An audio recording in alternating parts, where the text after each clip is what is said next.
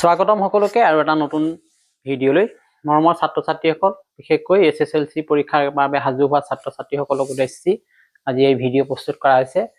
বিশেষকৈ দশম শ্ৰেণীৰ সমাজ বিজ্ঞানৰ ভূগোলৰ এটা বিশেষ ধাৰণা অসমৰ প্ৰাকৃতিক সম্পদসমূহৰ অৱক্ষয়ৰ কাৰণ এক বিশ্লেষণ। আহাচোন তেতিয়াহ'লে একেবাৰে সংক্ষেপে আমি আলোচনা কৰোঁ আজিৰ মূল বিষয়বস্তুটো। অসমৰ প্ৰাকৃতিক সম্পদসমূহৰ অৱক্ষয়ৰ মূল কাৰণসমূহ এনেধৰণৰ। প্ৰথম কাৰণটো ক'ব লাগিব জনসংখ্যাৰ হেঁচা, অৰ্থাৎ প্ৰতিদিনে বৃদ্ধি হোৱা জনসংখ্যাৰ যিটো ফল, বৃদ্ধিৰ ফলত কি হৈছে ভূমিৰ ব্যৱহাৰ পৰিৱৰ্তন হৈছে আৰু বনাঞ্চলৰ পৰিমাণ ক্ৰমে হ্ৰাস পাইছে। ইয়াৰ ফলত প্ৰাকৃতিক সম্পদৰ অৱক্ষয় হোৱাৰ ৰাস্তা মুকলি হৈছে। দ্বিতীয় কথাটো হ'ল যে অসংযত সম্পদ ব্যৱহাৰ।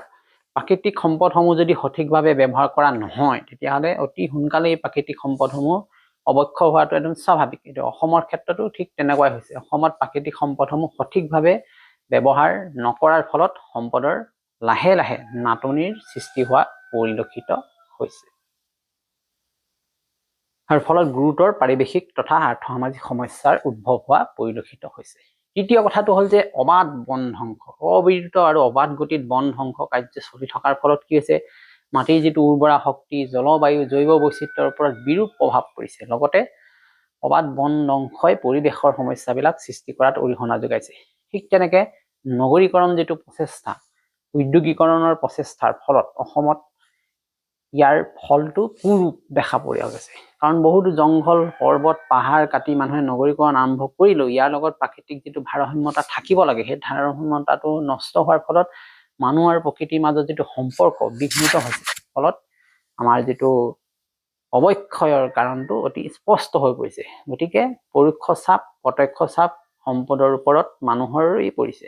জীৱ জন্তুবিলাকৰ স্থান নাইকিয়া হৈছে।